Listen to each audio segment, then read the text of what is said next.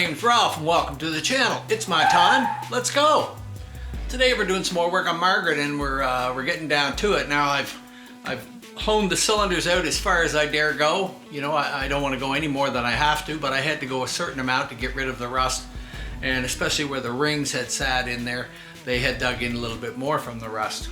So I got them out to an approximate size of where I think I can use a 40 thou piston. And I dug around and I was all ready to order some pistons, and I dug around in my junk, but lo and behold, I got a set of 40 thou over pistons.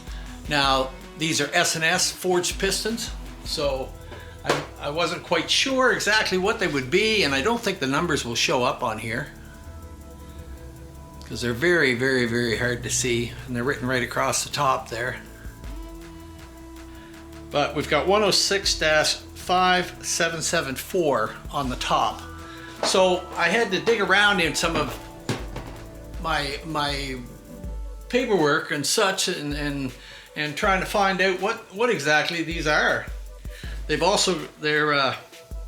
have anything on the inside, which is common with S&S. They give you a series in here, like a 2500 series or something.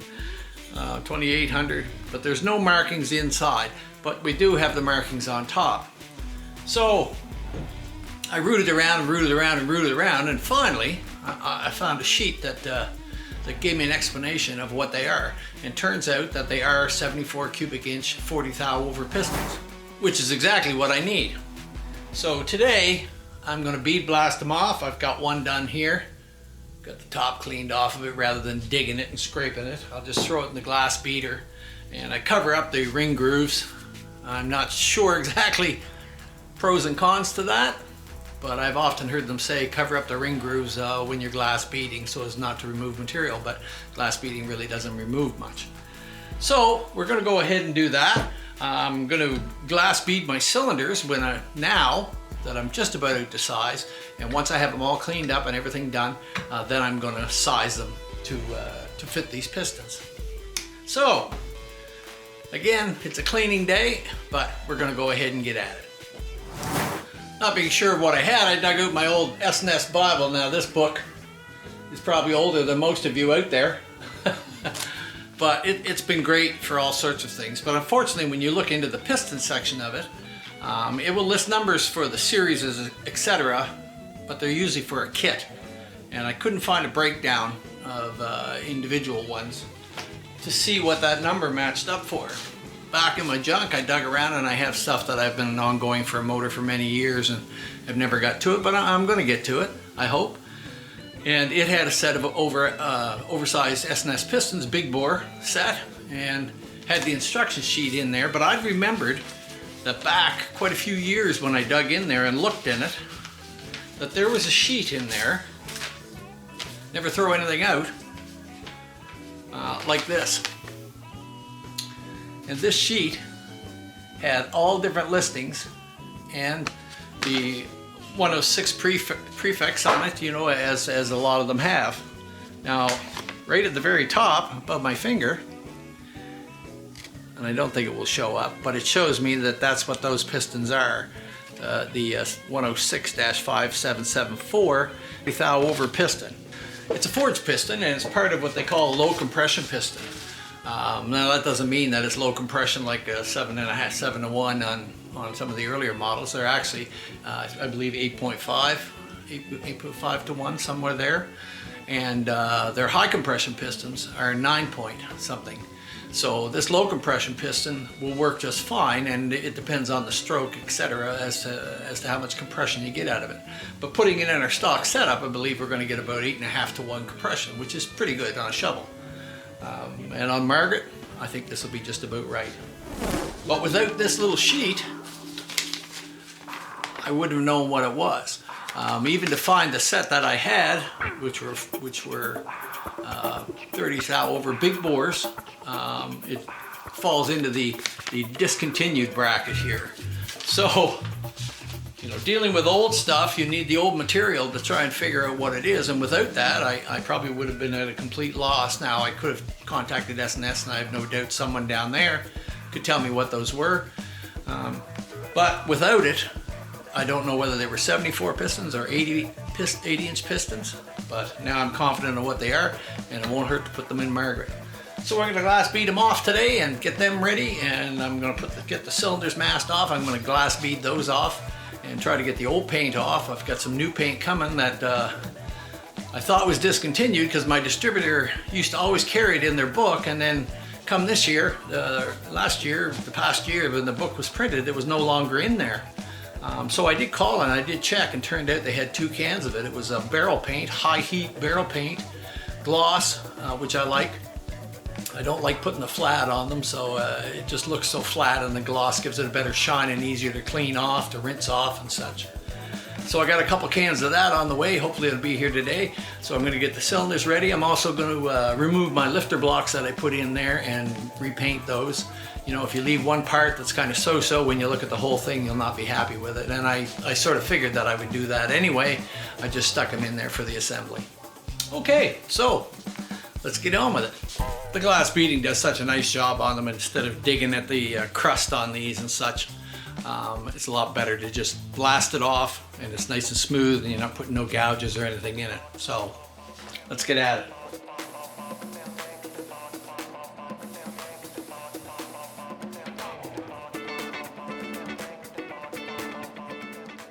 So as you can see, the glass beading does a beautiful job cleaning them off, and I haven't had to dig at them with something sharp in there to try and get it off.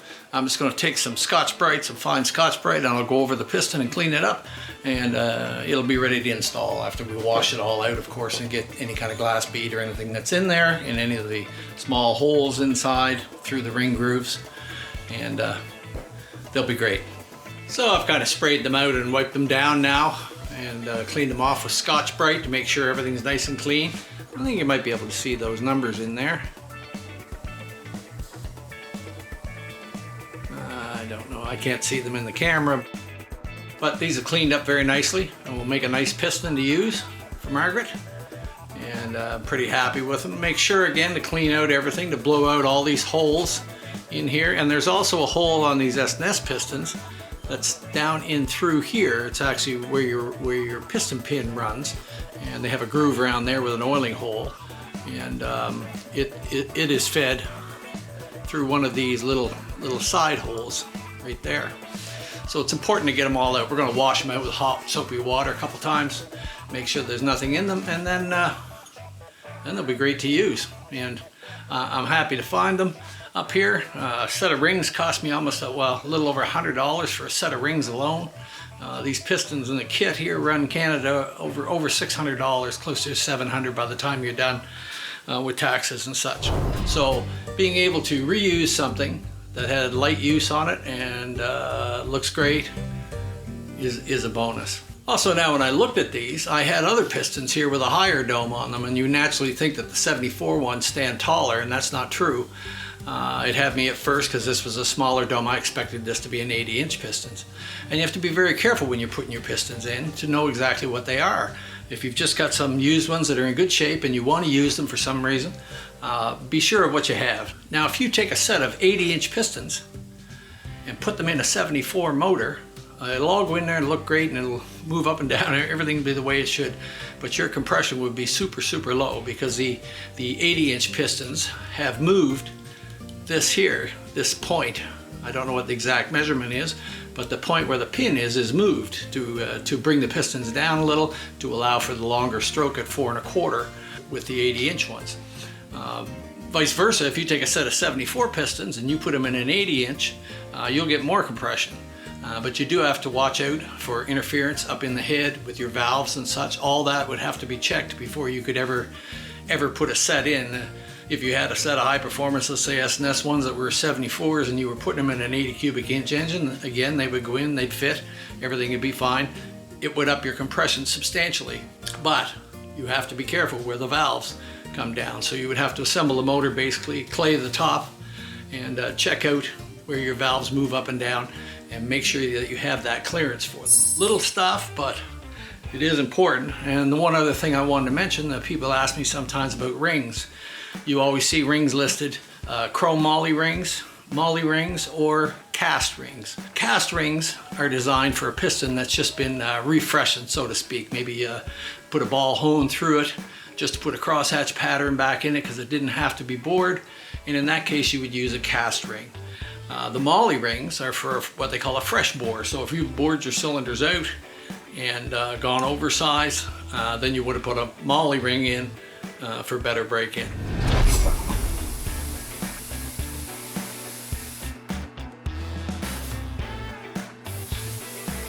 One cylinder.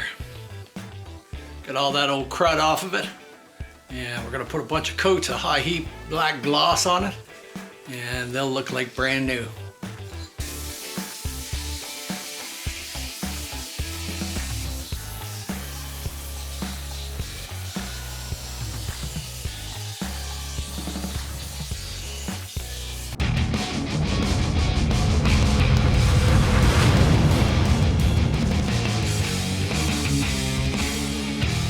So we're down to it today. Nothing goes smooth at all.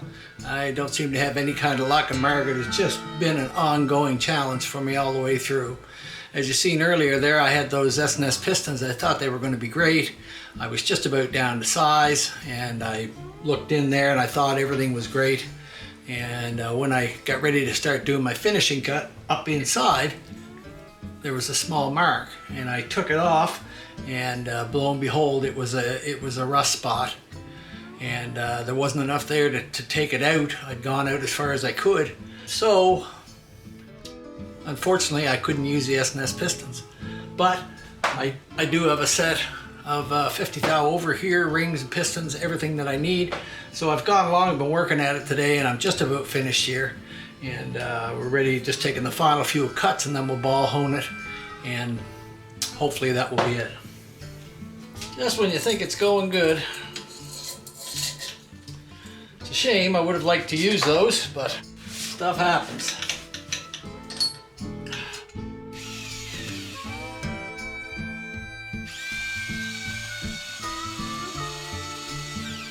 Book says thou these years, but yeah, I'm pretty close to that, but I like to have like a thou to a thou and a half. Probably by the time I ball hone it. Looking pretty good there now. We just need to run the ball hone through it now to get a little better pattern. There is a crosshatch pattern in it now from this, but always run the ball hone through it. Takes off any irregularities or anything like that. Wasn't my plan for today. I really couldn't believe it when I seen that little rust spot. Stick your finger in there and go. But we're way past that now.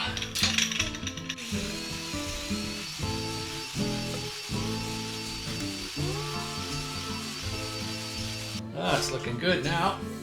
Give her one more little blast in there.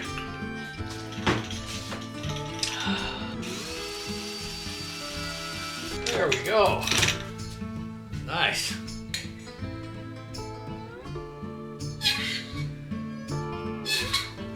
Just where she's supposed to be. A little over a thou. That's for these ones, they say. A thou to a thou and a half. Well, actually, 73s and up. If you look in the manual from Harley, it says 0.0008 to 1/1000th of an inch. But I like to give it just that little touch extra. Yeah, she's going to be tight, and she's going to need to be broken in properly. So it's not the type of thing you'll just jump on and hammer. It has to take your time. We have to do the heat cycle on the stand, heat it up, cool it down, heat it up, cool it down, do all that sort of thing to it, and hopefully that'll help it get broke in properly. And then we'll get to ride her a bit. Now all we got left to do now is clean these up, wash them out thoroughly, and mask them up. And I'm still waiting for my paint to come. It's been overdue by 3 days now, so I'm hoping it gets here pretty soon. But then we'll put a few coats of nice high gloss black on it, and we can start assembling. So that'll be about it for that. I'm glad that I'm done with that. Like I say, I'm sort of upset, not upset, but just kind of feel bad that I didn't get to use the oversized S&S pistons, the forged pistons. You know, it cost me $100 for a set of rings for it that I'm not going to use, but I'll set them aside in my box of goodies, and you never know, I'll come across a 74 that needs to be bored 40 thou over and get a nice set of pistons and stuff to go with it. And those pistons being like $600 up here, at least in the Great White North, with the rings, they're invaluable to keep, and you'll find a use for them, I'm sure. All right, I'm going to get this place cleaned up now. It's such a mess. And get these masked up and get them ready to paint. The tedious stuff never ends. It never ends. It's always an ongoing battle with these old machines. But if I could bring Margaret back to life even for a short time, I'd be a happy camper. But I'm sure she should be good for the long haul when it's all done. And I don't know if you can see it or not, but we've got a nice pattern in there, and they look good. Good to go.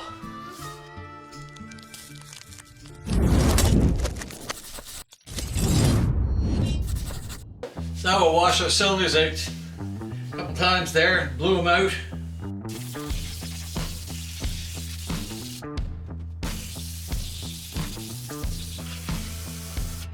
As soon as you get them washed out and dried out inside, you gotta immediately give them a coat of oil, or else they'll rust while you're watching them.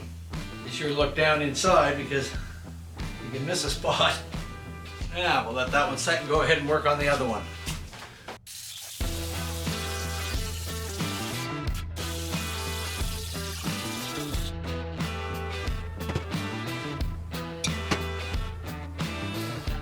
That takes care of those. So we'll get them ready to paint. And the lifter blocks, I think I'm going to do a mod on those to stop the oil. I'm not just going to flip them. I'm going to possibly tap them out and put a little 8x32 set screw in there, block the oil passage off. That way if somebody wanted to use it again in the future, you can just take the Allen screw out. Maybe even me, who knows. So now we're going to work away at getting our cylinders masked up. And I usually just take a little piece of cardboard here, make myself a little template, and cut it a little bit bigger.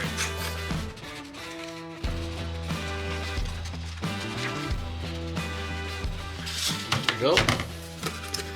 And we're just going to fit it on there and crunch those edges down a little bit.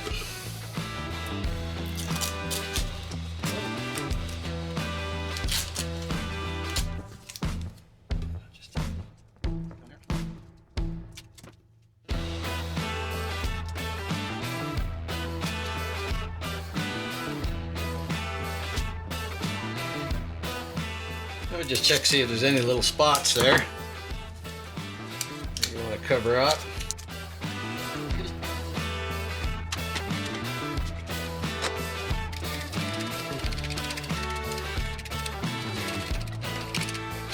Kind of wipe down on it nice and easy. And there we go.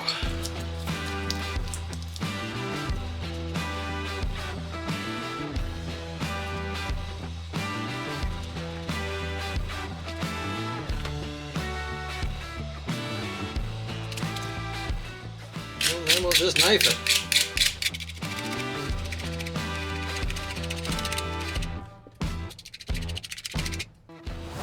So that's one done. I'm going to go along and do the other one and get it ready.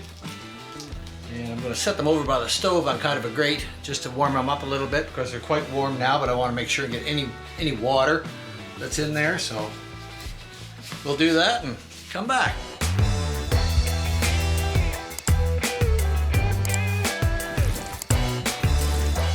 So Hip Dog, I got a little tip for you down there. Something that might help you, might not, I don't know. But I seen you looking at those shovel heads in the exhaust port where the bolts were. One of them had you could see parts of the helicoil there. And the other one was actually ground back or worn back on an angle there. And when you try to put your pipe up there, it's going to try and twist it. Now, yes, welding them up is the best thing to do, but who can always afford to get that done or has access to a good TIG welder guy. And something I've used in a bunch of situations is this.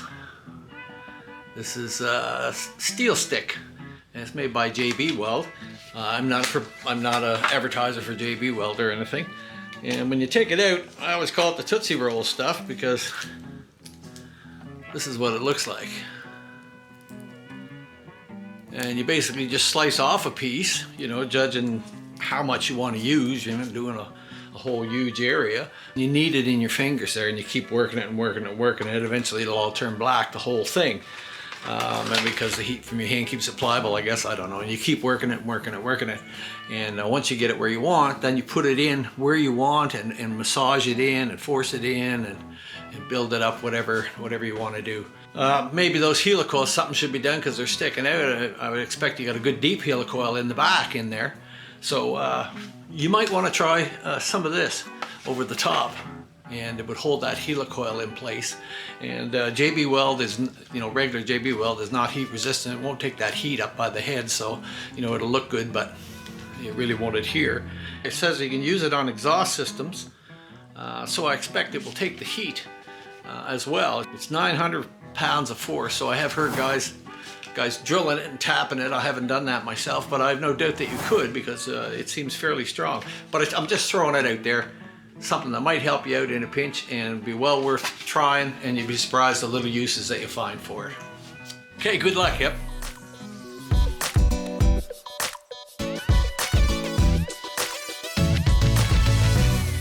So it's getting near the end of the day now, so I'm gonna try to get a couple coats on my cylinders and get them ready, and then I can leave them on the stove and let them bake. And tomorrow when I fire it up, I'll do the same thing. I'll just leave them there and let them bake all day. Really makes a difference. I'm trying something a little different. I couldn't get what I wanted, and I found this stuff from VHT, caliper paint, high temperature. You know, said it needs to be cured. I put it over my stove. It should heat it up enough, and as it runs, it'll heat it up even more.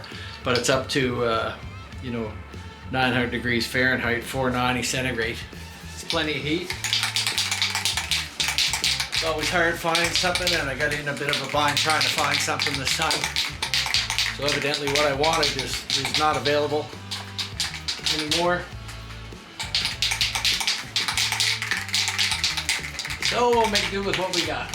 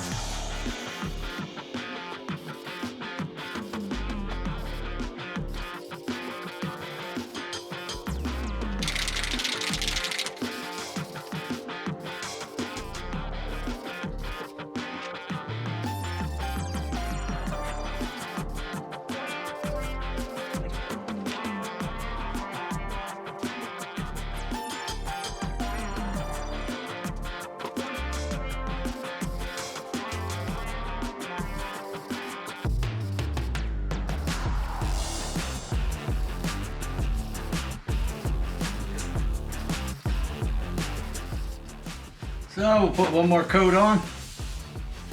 Might need the second can.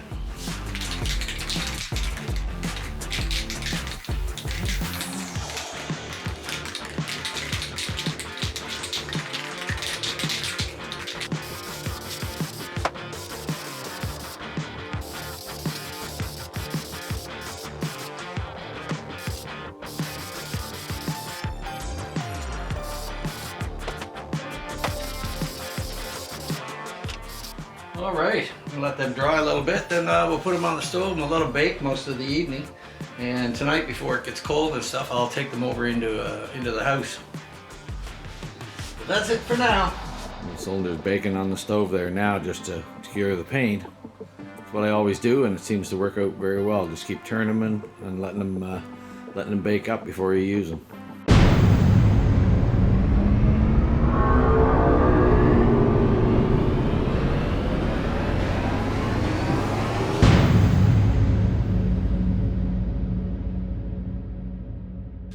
So we've got our cylinders all done now, and they've been baking on my stove for a couple days.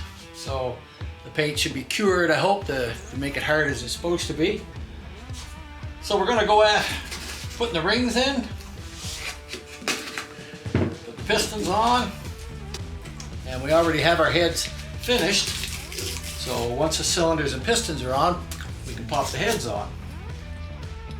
Getting the tape off is a lot better than scraping gaskets.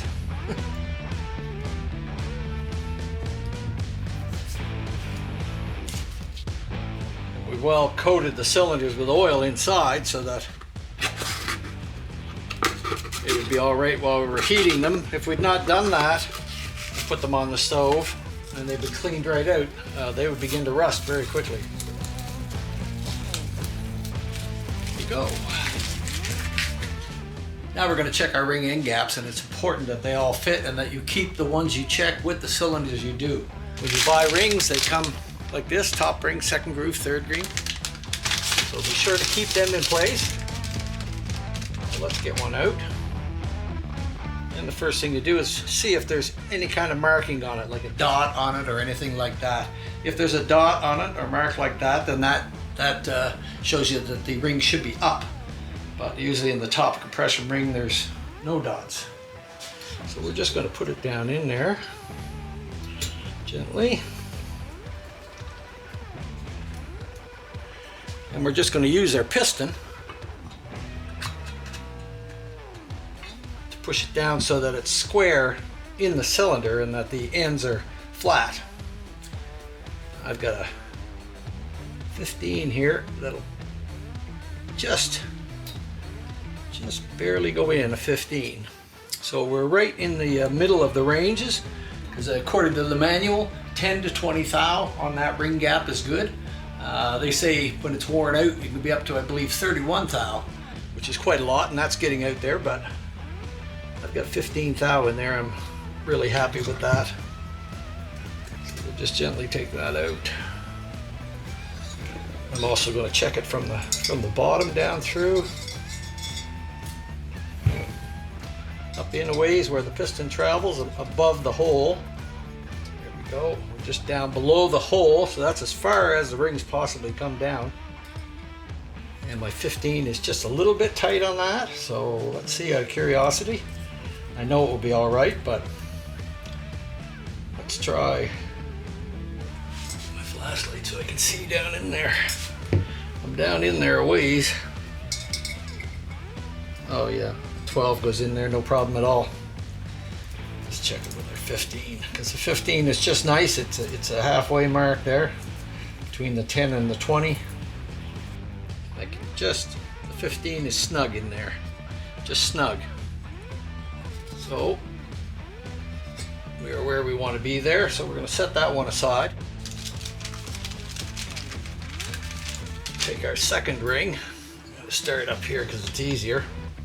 This is a compression ring, and there is a small dot on this one. Now I know that it will be hard to see. I'll try to put a little light on that, although it doesn't usually help too much, but I'll just put a little bit on there. And the dot is right there. So if you look carefully, you can see the dot. And again, the dot means that it faces upwards. I'm going to stick that in.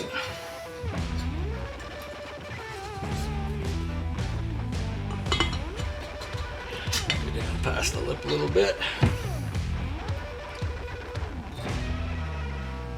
And we're just getting our 15 in there. So this cylinder is fine. This is where we want it to be, and it should work okay. So we'll take our third set out. Third set consists of a expander ring, put one there, and two other rings that go in. The expander ring will have to be installed first. So I'm going to set this one aside. I know from the other one that we're going to be all right that way, so there's no problem. So we'll take our piston and our cylinder, and we'll set them over here on the bench so they're matched. Take our piston and pins and clips, etc. Set that over there with our front piston. Now we'll check our rear one.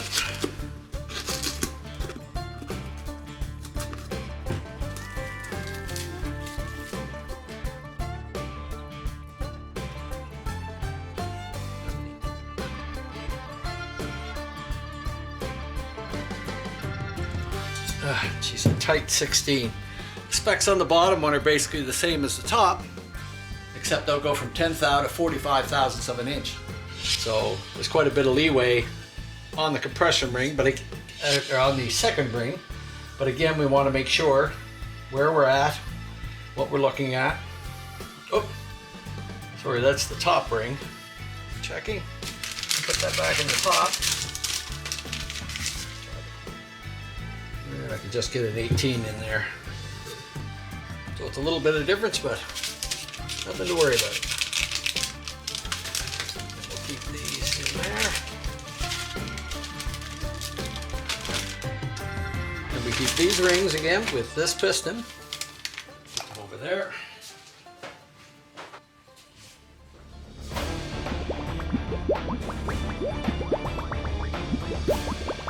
So we're going to start with putting them on, so we'll get our rags out.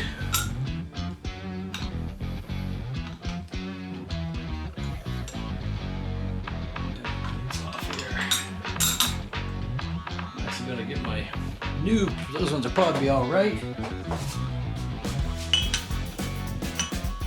We've redesigned the plate a little bit. Start by a little bit of oil in there.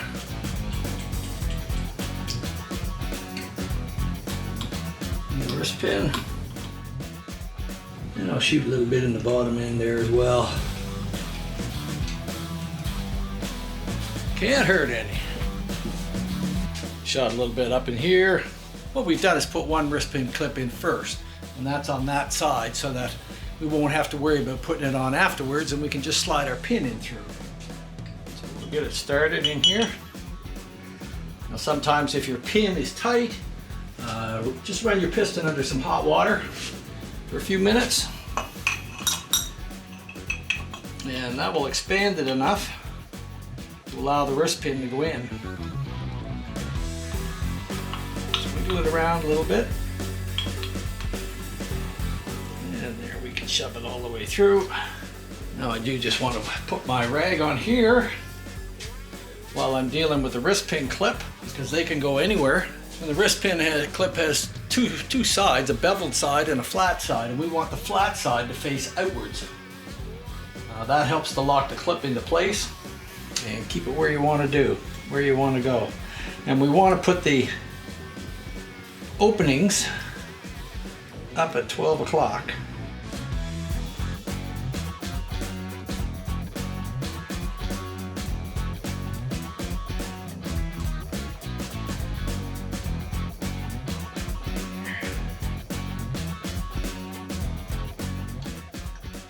Always check if it doesn't fit. Always check again to make sure that your sharp side is out.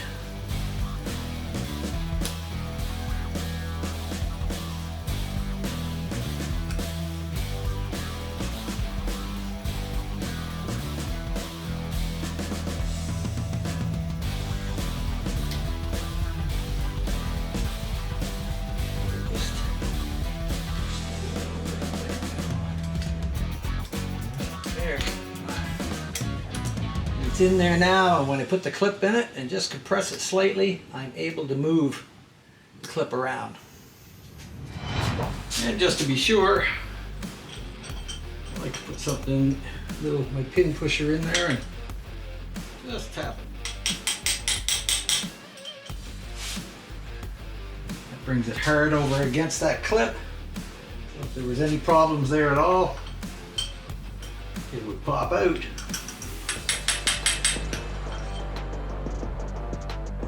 Good.